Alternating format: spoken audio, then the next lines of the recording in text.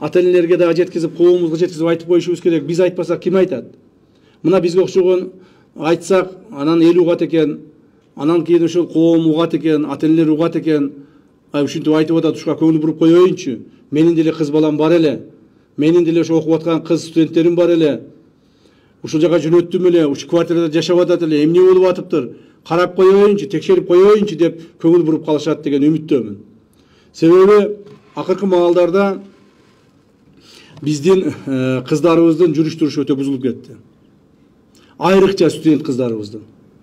Айыл жерлерден келишип, мына борборго келишип, окуймун деп ата-энесинин акчасын алып келишип, окушуп, анан кийин эле жанагы сойкулук менен машыгып кетип атышат. Так. Жакында эле биз мына бир ушундай жөнөкөй сыртынан карасаң үлпөт салон. Үлпөт салон, болгон үлпөт салон. Сыртында ошо кирсең, коридорунда жалаң баягы тойго чыга турган көйнөктөрдү сатабыз деп коюп коюшкан. А иш жагына кирсең, иш жагында жалаң кыздар, мына өткөндө биз бир эле түндө 30дан ашык кыздар бар экен. Ал жерге бир дагы кыргыз мындай улутундагы адамда эркек балдар жок экен. Бардыгы чет өлкөлүктөр.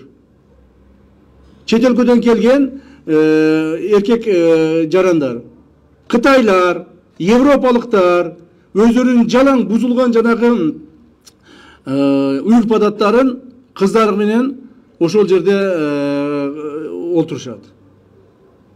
Ичкен, жеген деген айтпай эле коеюн. Анын бардыгын мына экранга айта берсең болбойт.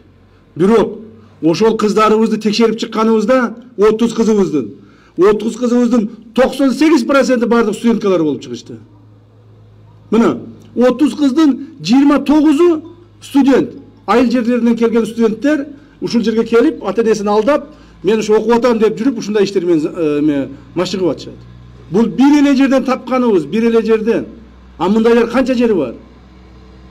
Бир шаардагы, канча шаарларыбыз бар? Чоң-чоң шаарларыбыз бар. Мунушуга көңүлдөрүңөр бургула. Ошондой притондорду таап чыккыла жерлерден. Райондун тегерегинен карагыла. Кээ бир жерлерде райондордун тегерегинде үйлөрдү ошондорду жасап алып атышат.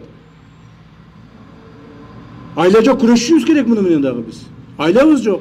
Себеби бул кыз бала биздин келечегибиз. Улутубуздун келечеги, Кыргызстаныбыздын келечеги.